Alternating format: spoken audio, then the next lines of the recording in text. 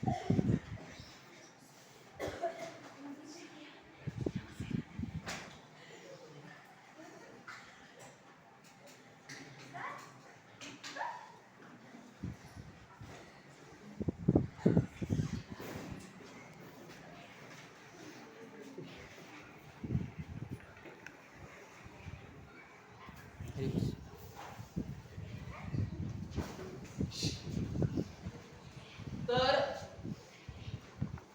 विद्यार्थ्यांनो, आज आपण समास हा घटक शिकवणार आहोत. त्याच्यामध्ये सर्वात महत्त्वाची शिष्यवृत्तीच्या दृष्टीने हा घटक अतिशय महत्त्वाचा आहे. मग आपण पाहूया, राम लक्ष्मण दररोज विद्यालयात जातात व अभ्यास करतात. संध्याकाळी ते क्रीडांगणात खेळतात व सोमवारी नीळकंठाची प्रार्थना करतात. अशा प्रकारे आपण वाक्य पाहिलं. तर याच्यामध्ये आपण अभ्यासूया की काही शब्द आहेत आणि त्या शब्दांचा विग्रह देखील केला आहे.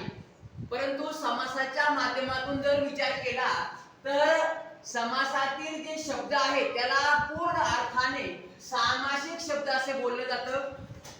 नंतर ज्यावेळेस आपण त्या शब्दाची फोड करतो त्याला म्हणायचं विग्रह करणे. काय करणं? विग्रह करणे. मग त्याच्यामधला पहिला जो सामासिक शब्द आहे तो राम लक्ष्मण. तर या शब्दाची फोड मी राम आणि लक्ष्मण अशा प्रकारे केलेली आहे. नंतर दररोज या सामासिक शब्दाची फोड प्रत्येक दिवशी या अशा प्रकारे केलेली आहे. विद्यालय या शब्दाचा विग्रह विद्येचे आलय अशा प्रकारे केलेले आहे. तर क्रीडांगण या सामासिक शब्दाचा विग्रह क्रीडेसाठी अंगण अशा प्रकारे केलेली आहे. नीळकंठ हा जो सामासिक शब्द आहे त्याची फोड निळा आहे कंठ ज्याचा असा तो. मग कोण आहे? महादेव आहे. बरोबर आहे की नाही?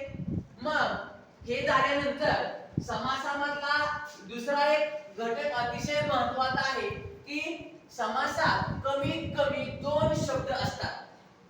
समासामध्ये कमीत कमी 2 शब्द असतात आणि मग समासामधील शब्दांना पद असे म्हणतात. बघा, समासामधील शब्दांना काय म्हणतात? पद असे म्हणतात. म्हणजे राम लक्ष्मण हे 2 काय झाली? पद झाली. प्रत्येक दिवशी 2 पद. विद्येचे आलय अशा प्रकारे काय 2 पद आहे. पुढचा मुद्दा आहे तर पहिला शब्द बघा, ऐका, समोर बघा. पहिला शब्द म्हणजे पहिले पद. पहिला शब्द म्हणजे पहिले पद आणि दुसरा शब्द म्हणजे दुसरे पद. मग याच्यावरून कोणतं पद महत्त्वाचं आहे? पहिलं पद महत्त्वाचं आहे का दुसरे पद महत्त्वाचं आहे? समजून घ्या. पहिलं पद महत्त्वाचं आहे का दुसरं पद महत्त्वाचं आहे?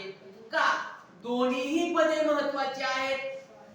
का दोन्हीही पदे महत्त्वाची नाहीत? जर पहिलं पद महत्त्वाचं असेल तर त्याला म्हणायचं प्रधान पद. किंवा कोणतंही पद, पहिलं पद असेल किंवा दुसरं पद असेल, पण जर ते प्रधान असेल तर म्हणजे महत्त्वाचं असेल तर, किंवा जर ते पहिलं पद असेल अथवा दुसरं पद असेल, महत्त्वाचं दोन्हीही नसेल तर त्यांना आपण काय म्हणतो? गौण. काय म्हणतो? गौण. कोणतंही पद महत्त्वाचं नाही त्याला आपण म्हणतो दोन्हीही पदे गौण आहेत. अशा प्रकारे उच्चारतो. याच्यावरून समासाचे प्रमुख 4 प्रकार पडतात. बघा, याच्यावरून समासाचे प्रमुख 4 प्रकार पडतात.